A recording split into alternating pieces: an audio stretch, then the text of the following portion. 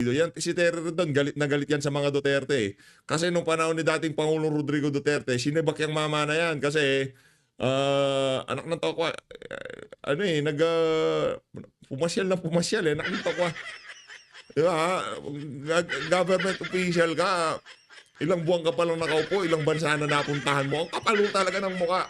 Kung makikilala nyo lang, kung malalaman nyo ang kasaysayan niyan, kung bakit galit siya sa mga Duterte. Hindi po siya galit dahil meron siyang binulgar at hindi pinakinggan ng mga Duterte. Meron siyang, meron siyang kaaway na maanumalyang personalidad. Tapos pinagtanggol ni Digong yung mga, hindi ho. Ang dahilan kung bakit yung sinibak ni Digong, dahil sa maikling panahon, napakarami ho niyang bansang pinuntahan. Anak ng tukwa, para pumasok ko siya sa pamahalaan para para mamasyal.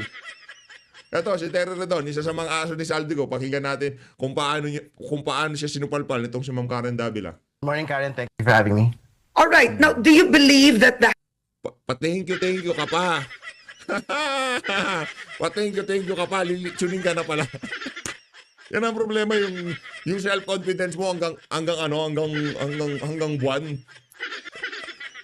Good afternoon, Karen. Thank you for having me. Anak ng tokwa. Ang taas ng confidence level mo ngayon, ang gagawin pala sa ni Ma'am Karen Davila, tatadta rin ka tapos isisinangag ka. House actually still has the credibility to investigate the corruption with flood control projects? Well, I think the commitment of the House of Representatives is basically to implement the presidential pronouncement to look into flood control projects. So, as a result of the briefings, the House will be forming a tri-committee with the Public Accounts Committee, Public Works Committee, and the Good Government Committee to look into all the infrastructure and flood control projects that are deemed anomalous, substandard, ghost, and incomplete projects by the DPWH. All right, but then would you actually have the courage, for example? I mean, I saw that hearing and actually barraging the DPWH, the agencies, they're not the prime, they're not the masterminds of the corruption here, right? You've seen how the budget is made, kung saan sinisingit, ginagamit ang flood control. The president comes out with a list, so dediretsuhin na kita. Yung SunWest Incorporated had 79 projects na flood control. They were given 10 billion pesos. Ang founder nun, si Zaldico. Ang RIDON, 61 projects. 4.8 billion pesos. This is on record. Bakit di sila ang ipatawag? Parang naglolokohan tayong lahat. Pinapagalitan nyo yung DPWH, pero yung totoo, the corruption starts with Congress owning contractual companies, these construction companies, and getting alleged kickbacks. So, will you call them? Well, ang trigger po for the tri-committee to invite anyone, including legislators, including... No, will you call Zaldico? That's a direct question. Yes, if he is named as a part of anomalous deals, then he will be asked. No, he is a founder of, he is a part owner, SunWest and RIDON. Records show it. So will they be called? And Yes. you will call them? Yes, if they are named as part of anomalous transactions relating to infrastructure and flood control projects. Brad, ang kulit mo. Ika nga promotor ng SunWest na yan, tapos hindi pa ba sapat na siya ang promotor ng SunWest. Ngayon, itong mga kumpanya na to, sila yung pinakamaraming anomalyang kinasasangkutan sa mga flood control. Hindi pa ba sapat yon? Projects, then they will be asked to sit before the tri-committee and explain themselves. But again, to be very clear, I've seen all of the other documents. I think Congressman Zaldico has already divested himself from West. I mean, Representative Rito, you and I know that everybody divests themselves, but that is just a matter of record. Divesting means nothing. Nothing. You know that. Matanda na tayo. Alam na. Matanda na tayo. Yan ang problema sa iyo, Terry Redon. Matanda na tayo. Huwag na tayo maglukuhan dito. Huwag na tayo mag-ungguyan dito.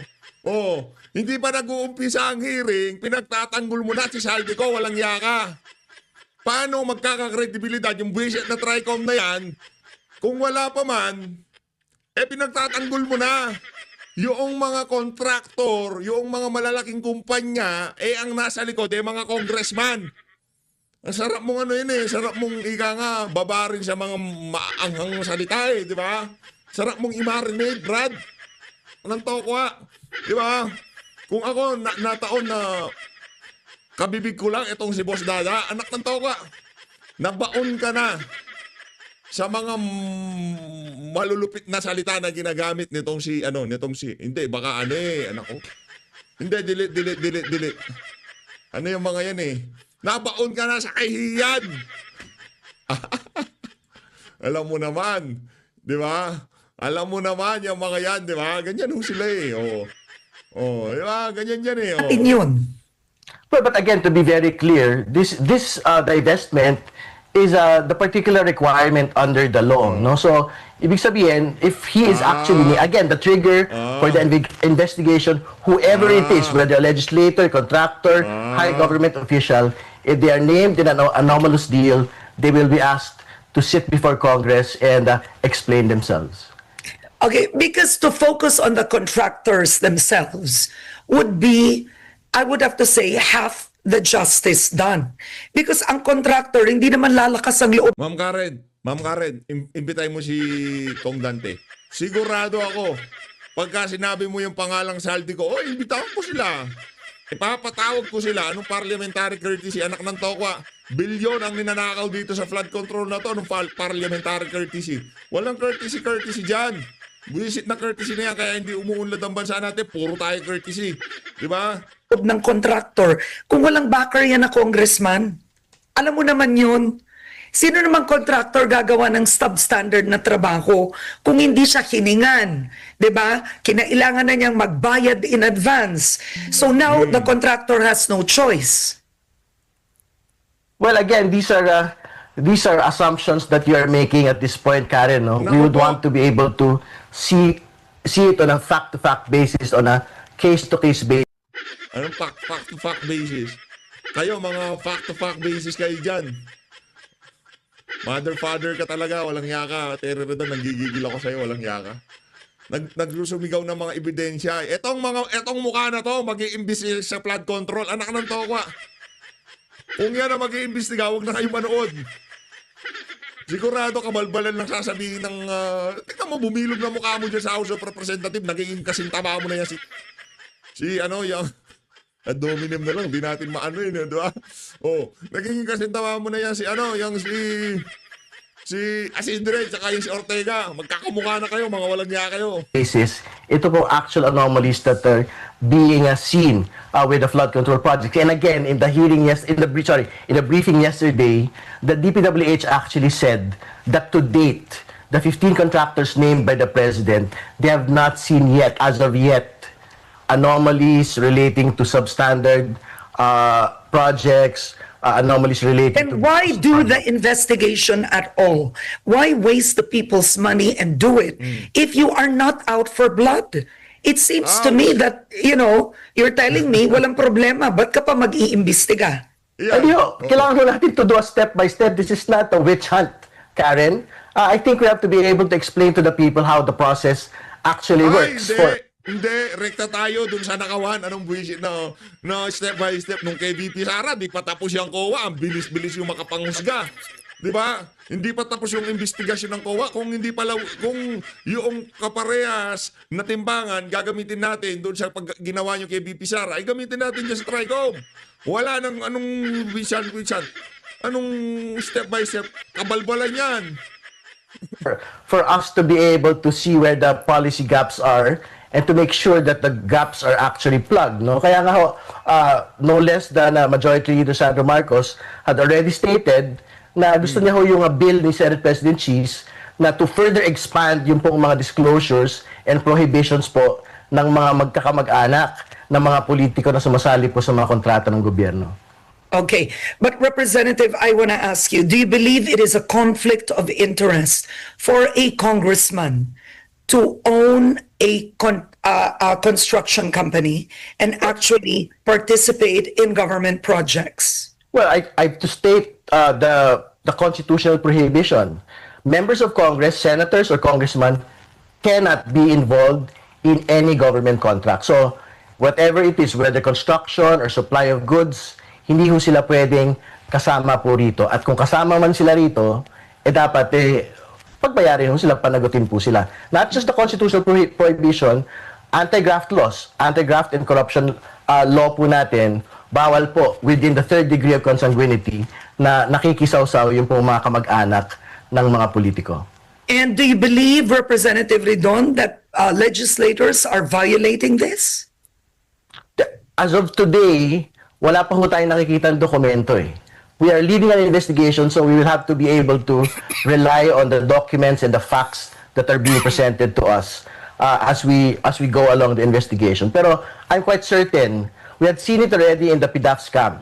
Pagka merong whistleblower ho na nagpunta sa Kongreso, nagpunta sa executive, blows the whistle, I think sa dulo naman po magkakaalaman po talaga tayo kung sino po yung mga sangkot dito. Okay, so Representative, I know that the budget has now, Malacanang has already submitted the 2026 budget. So I want to show you the 2025 budget that Representative Toby Tiangco showed on Head Start. If we can show it, I want to ask you how you believe this happened, right? So what we're showing you right now is a district in Mindoro wherein the NEP had 2.5 billion pesos first for DPWH flood control, or I guess that's a total DPWH infra for a district in Mindoro. The next is 1.5 billion. Tapos nung lumabas sa GAA, naging 20.9 billion sa Mindoro, yung isa 20.7. Ang tanungan ng ilan, nagtatayo ba ng skyway doon? So do you see it now? So there was an additional 18.4 billion given to that district, 19.2 billion given to that district. Representative Ridon, how does this happen in the lower house? Well, again, it's not just the lower house who is on trial here, no? What is on trial here would be what Congressman Tiangco mentioned as the small committee and what everyone is looking at as the bicameral conference committee, because this is where all the congressional insertions made by congressmen and senators are, no? So he might be correct that there were congressional initiatives implemented during the small committee on that particular Mindoro district, but it was taken out during the bicameral conference committee. But to be very clear, that is part of the entire budget process. But this was added. This was added. Yes, yes, I think it was added after the NEP was done and before the BICAM had been determined, no? So basically it was made under the small committee, hindi po ba? So, but again, that small committee determination will ultimately be vetoed by the bicameral conference committee, which is why we had seen an actual cut at the very end. The president did not release. So what happened? The president just did not release. He was quite cautious. He didn't release, I was told roughly, well, what I heard is 87 billion plus. But at the end of the day, when you looked at the GAA, the 2025 general appropriations, you did have districts, those two districts, having more than 20 billion pesos. Is it justifiable for any district to have 20 billion pesos?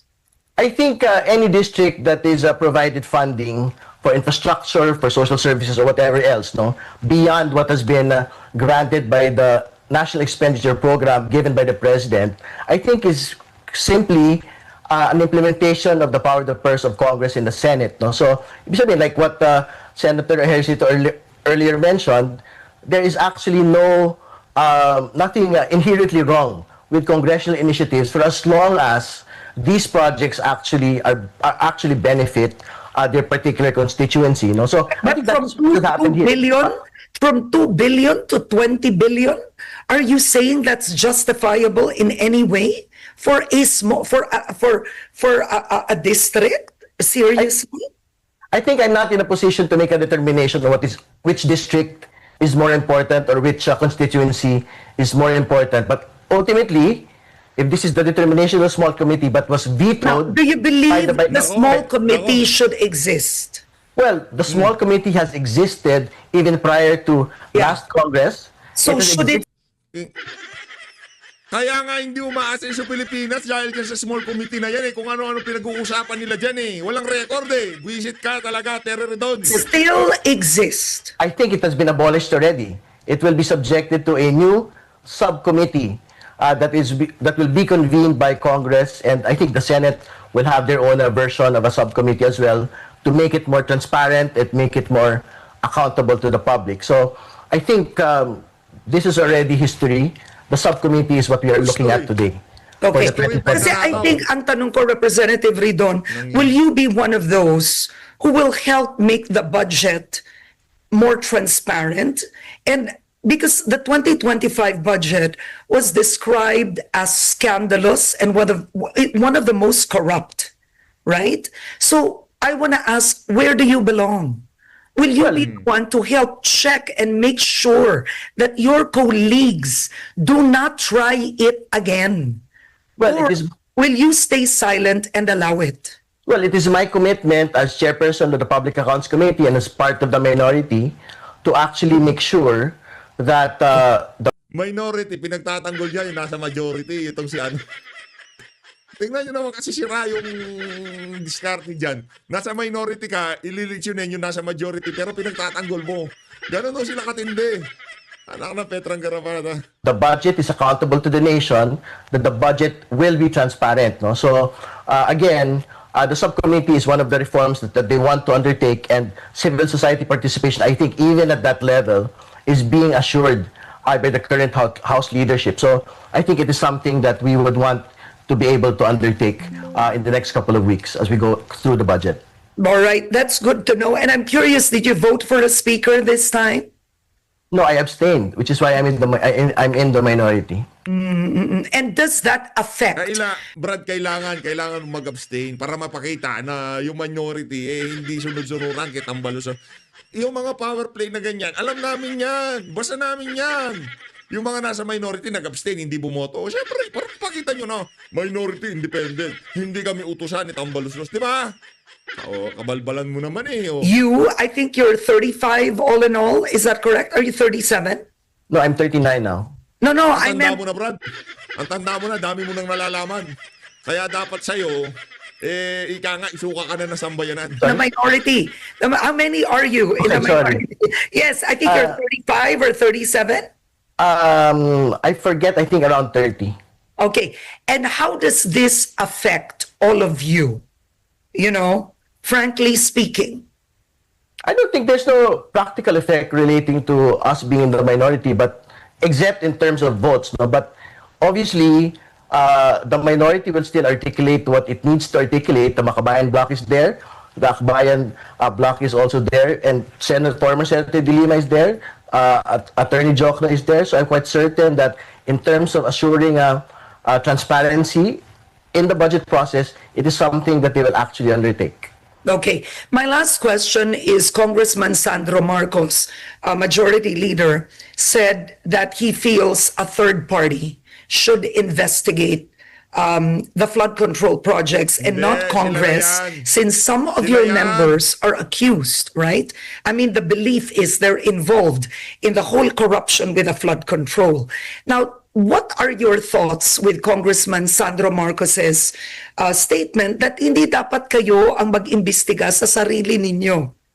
Well, I think if legislators are actually named in anomalous contracts, it is something that he is correct, that it is something that a third-party probe should undertake. But not all of the anomalous contracts are involving legislators anyway. So I think the Tri-Committee should still have jurisdiction and oversight over these types of anomalous contracts.